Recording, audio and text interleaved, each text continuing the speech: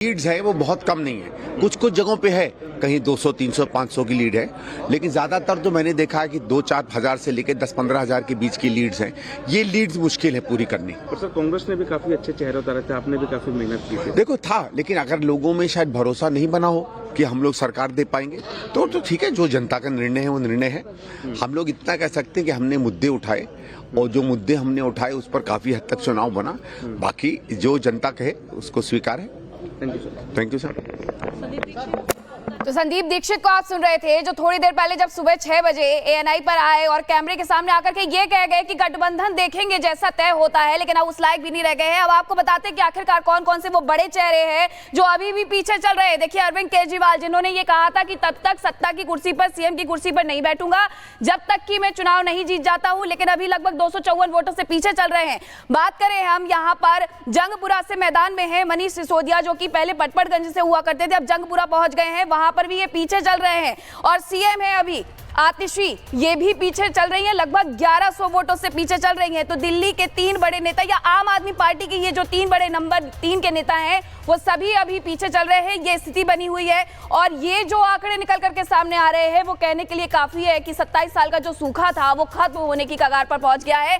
अब ये देखना होगा, क्योंकि कई राउंड ऐसे हुए हैं जिसमें थोड़ा आगे पीछे हुए हैं, लेकिन अभी यहां अगर हम बात करें कालका जी सीट की, 2015, 2020 भले ही आम आदमी पार्टी के पास गई थी, लेकिन इस बार कहीं ना कहीं 1100-1200 वोटों का जो अंतर है वो बना हुआ है। सुचरिता, जो मीनाक्षी आप बता रहे हैं, ये देखिए बड़े चेहरे, और ये बात चुनाव प्रचार के दौरान भी कही जा रही थी कि क्या आम आदमी पार्टी के बड़े चेहरे kहीं चुनाव हार ना जाएं। क्या वो स्थिति अभी बनी हुई है? अरविंद केजरीवाल, आतिशी और इसके साथ साथ मनीष सिसोदिया, सौरभ भारद्वाज अभी 2500 से आगे हो गए और प्रवेश वर्मा आगे चल रहे हैं। शाजिया, मेरा सवाल आपसे, अरविंद केजरीवाल पीछे चल रहे हैं, जो बड़े लीडर्स हैं इनकी सीट फंसी हुई सी लग रही है, ऐसा क्यों? देखिए, अलग अलग इसके कारण हैं और अगर आप कॉन्स्टिट्यूएंसी वाइज भी देखेंगे तो आपको समझ में इस बात को और अच्छे से आएगा। लेकिन आप देखिए ओवरऑल मैसेज क्या जा रहा है। अब देखिए सोमनाथ भारती पिछड़ रहे हैं, सौरभ भारद्वाज पिछड़ रहे हैं। मैं खुद GK2 में रहती हूँ और आप यकीन नहीं करेंगे कि इसमें काफ़ी अच्छी वोटिंग हुई है कई इलाकों में, कई बूथ्स में, लेकिन पीछे पिछड़ रहे हैं। मुझे लगता है ओवरऑल जो एक छवि थी इनकी वो पूरी तरह से धूमिल हो गई है। लेकिन इसके साथ साथ जो सुविक सुविधाएं हैं उसका पूरा अभाव और उससे लेकर लोगों को दिक्कत, चाहे कहीं किसी भी वर्ग के वो हों, वो आप देख रहे हैं। शाजिया, लेकिन आपको लगता है कि झूठों का जो अंबार, जैसे अरविंद केजरीवाल बीजेपी को टारगेट करते थे कि भाई MCD हमारे पास नहीं, हम सफाई कैसे करें। बीजेपी को टारगेट करते थे कि सेंट्रल गवर्नमेंट हमें काम नहीं करने दे रही। अब MCD आपके पास थी, ये डबल एंटी इनकम्बेंसी भी है कि अब आ गई है तो ही करके दिखा दो।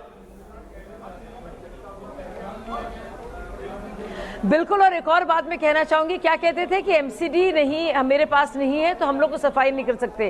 क्या कहते थे, पंजाब में हमारी सरकार नहीं है तो प्रदूषण का कुछ नहीं कर सकते। तो लोगों ने सिर्फ बहानेबाजी देखा है। लोगों ने हमेशा कस्मों का भी जिक्र कर रही थी इससे पहले, जो कस्मों का जिक्र कर रही थी, कस्में ये भी खाई गई थी कि कांग्रेस के साथ नहीं होंगे। शायद वो कसम तोड़ देते तो इस बार थोड़ा फायदा हो जाता, नुकसान जो हुआ है। देखिए बिल्कुल, और वो नहीं, और वो कसम, खैर मुझे लगता नहीं उससे फायदा होता। अगर आप देखेंगे कि कांग्रेस का, और आपको ये भी कहानी पता चल जाएगी, आप अगर देखेंगे जीत स्पष्ट रूप से भाजपा के लिए है और आपके खिलाफ है। और दिल्ली वासियों ने दिलो जान से बाकायदा वोट दिया है भाजपा को आम आदमी पार्टी के खिलाफ। कांग्रेस एक बहुत बड़ा फैक्टर नहीं बन पाई है। अगर वोट काटना भी था तो वोट काट भी नहीं पाई है ठीक से वो। बिल्कुल, और ये जो 42 अभी जो हम आंकड़े दिखा रहे हैं वो ये कहने के लिए काफी है जो आप कह रहे हैं। हमारे साथ स्टूडियो में भी मेहमान जुड़े हुए हैं। सूर्य मैथिल जी बहुत वक्त से कुछ कहना चाह रहे हैं। सूर्य मैथिल जी के पास जाऊंगे। देखिए मीनाक्षी जी, ये जो मैंडेट आया है, अभी आम आदमी पार्टी के जो प्रवक्ता है ना, वो कह रहे थे कि हम इससे लड़ रहे थे, हम उससे लड़ रहे थे। असलियत में आप दिल्ली की गरीब जनता से लड़ रहे थे।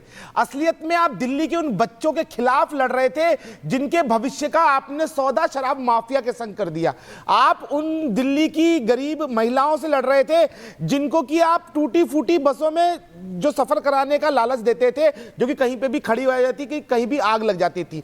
उसके अलावा घर घर के अंदर जो गंदा पानी आप दे रहे थे, उससे आप दिल्ली की जनता के संग उससे स्वास्थ्य से खिलवाड़ कर रहे थे। मतलब तो आप ये स्वीकार कीजिए वो कहते रहे कि दिल्ली की जनता हमारे साथ खड़ी है, लेकिन असल में तस्वीर कुछ और ही थी। एक बार अनामिका पांडे के पास जा रहे हैं, अनामिका के पास हमारी सहयोगी। वोट परसेंटेज दर्शकों को बता दूं कि बीजेपी का 46.75 और आम आदमी पार्टी का 43.40। तो जो वोट परसेंटेज है वो लगभग 3-3.5% का डिफरेंस है। ये वोट डिफरेंस बहुत ज्यादा नहीं है ये। अच्छा शाजिया जी, एक बार इस पर आप शाजिया जी से सवाल लेंगे, पहले अनामिका के पास चलते हैं। अनामिका, आपके पीछे सेलिब्रेशन हो रहा है, जश्न हो रहा है? बिल्कुल सुचारिता, आप पीछे देखिए, कार्यकर्ता इकट्ठे होने शुरू हो गए हैं और जय श्री राम के नारे लगाने के साथ साथ जय श्री राम लिखे झंडे लेकर यहाँ पहुंच रहे हैं। ये प्रदीप जी है जिनको आप इस वक्त कैमरे में देख रहे हैं, ये दिव्यांग हैं, लेकिन उसके बाद भी सेलिब्रेशन के लिए पहुंचे। उनका कहना है कि प्रधानमंत्री नरेंद्र मोदी ने देश के लिए जो किया है उसी पर भरोसा करते हुए दिल्ली की जनता ने भारतीय जनता पार्टी के चुनाव चिन्ह पर मोहर लगाई और आज बीजेपी की दिल्ली में सरकार बनी है। इनके अलावा मैं एक और शख्स दिखाती हूं, मैंने इनसे बात भी की है, इनका नाम बीके है, लेकिन ये पीके के भेष में यहां पर पहुंचे। मतलब अलग अलग रंग यहां देखने को मिल रहा है भारतीय जनता पार्टी के समर्थन में। और ये कोई कार्यकर्ता नहीं है, तस्वीर दिखाइएगा सजीव, ये कोई कार्यकर्ता नहीं है बल्कि ये आम लोग हैं जो समर्थन करने के लिए पहुंचे हुए हैं। और बार बार इनका कहना है कि समर्थन इसलिए क्योंकि पिछले दिनों हमने जो देखा है भारतीय जनता पार्टी ने अलग अलग राज्यों में जो काम किया है उसका असर दिखा है और उसी काम पर मोहर लगाई गई है। मैंने अभी इनसे बात भी की है, जो बीके हैं, पीके के भेष में यहां पर पहुंचे हुए हैं, वो बार बार ये कह रहे हैं कि आम आदमी पार्टी की सरकार ने, अरविंद केजरीवाल ने जो वादे किए थे यहां पर वो पूरे नहीं किए हैं, इसीलिए कंठी माला हो या महिलाओं के लिए जो कदम उठाने की बात कही हुई है इसलिए वो लहंगा पहनकर पीके के भेष में आए हैं। तस्वीर दिखाइएगा यहाँ पीछे एक बार, अभी ढोल नगाड़े थोड़ी देर पहले यहाँ बज रहे थे, लेकिन कार्यकर्ताओं के और पहुंचने का इंतजार है। थोड़ी देर में और कार्यकर्ता यहाँ पहुंचेंगे, सेलिब्रेशन और बढ़ेगा। क्या नाम है आपका? मेरा नाम सुधीर डेढ़ा है। सुधीर जी, जीत हो गई है? जी, जीत निश्चित रूप पे हो गई है और एक दिल्ली के हर एक कार्यकर्ता के साथ साथ देश के सभी कार्यकर्ताओं की जीत है। दिल्ली के कार्यकर्ता जब दूसरे देश में राज्य की सरकार जीतती थी तो अपन राष्ट्रीय कार्यालय जाते थे मोदी जी का स्वागत करने के लिए, तो हमसे सवाल होता था कि आप क्यों नहीं दिल्ली जीत पा रहे हैं। ऐसे महाटक के खिलाफ दिल्ली की जनता से आज हमने बेड़ा पार कराया है भारतीय जनता पार्टी का, निश्चित रूप से। चलिए, और भी कुछ लोग हैं, मैं इनसे बात करती हूँ। अलग अलग रूप में रखे हैं, गदा क्यों ले रखा है आपने? ये हमारी जीत का संकेत है। सबका साथ, सबका विश्वास, मोदी जी के साथ देश भी जीता है, दिल्ली भी जीतेंगे। कौन कौन से काम ऐसे रहे बीजेपी के जिस पर जनता ने मोहर लगाई है? बोलो। मोदी जी ने जो है इतना विकास जो है पूरे देश के अंदर किया है, अब दिल्ली को भी ये पता चल गया है कि दिल्ली में अब विकास होगा और मोदी जी के साथ में होगा। और आपदा ने जो है दिल्ली में जो है इतना कूड़े के ढेर लगाए हैं और वो कह रहे थे कि 2-3 महीने में हम समाप्त कर देंगे, दिल्ली को साफ कर देंगे 2-3 महीने में। देखिए, अभी बिल्कुल बीजेपी दफ्तर के बाहर जहां मैं मौजूद हूं, कार्यकर्ताओं की जुटने का सिलसिला शुरू हो चुका है। अभी थोड़ी देर में ये माना जा रहा है करीब 12 बजे के बाद जब पूरी तस्वीर साफ हो जाएगी तो और बड़ी खबर एक और भी आ रही है। आप बीजेपी दफ्तर से तस्वीर दिखा रही है, जो पटपड़गंज विधानसभा सीट से जो ट्रेंड आ रहा है उसमें रवि नेगी 11,000 वोटों से आगे चल रहे हैं। अवध ओझा यहाँ पर आम आदमी पार्टी के उम्मीदवार थे, मनीष सिसोदिया ने ये सीट छोड़ी थी।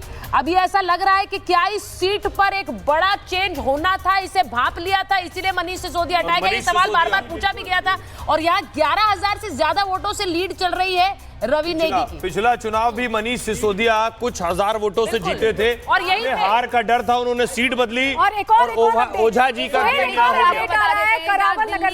42 सीटों पर बीजेपी आगे चल रही है, ये इलेक्शन कमीशन की तरफ से बताया गया है। और बात में ये भी आपको बताएं कि कपिल मिश्रा 20,351 वोट से आगे चल रहे हैं, तो कपिल मिश्रा भी आगे चल रहे हैं। इसके अलावा अब आपको बता रहे कि रविंदर सिंह ने भी 11,989 वोटों से आगे चल रहे हैं। थोड़ी देर पहले तस्वीरें आपको दिखा रहे थे कि आम आदमी पार्टी से लेकर के बीजेपी दफ्तर तक जश्न का माहौल है। और प्रेम कुमार जी बहुत देर से उदास बैठे हुए। प्रेम कुमार जी का थोड़ा रुख करे कि प्रेम कुमार जी, जो तस्वीरें आ रही है वो आम आदमी पार्टी से लेकर के आ तो बीजेपी दफ्तर तक रही है, लेकिन आज जश्न मनाने का माहौल किसकी तरफ ज्यादा झुका हुआ नजर आ रहा है, ये आप बताएं। देखिए, कुछ सिम्टम्स पर बात कीजिए। कुछ समय पहले ओखला में बीजेपी आगे चल रही थी, अभी ओखला में बीजेपी तीसरे नंबर पर है।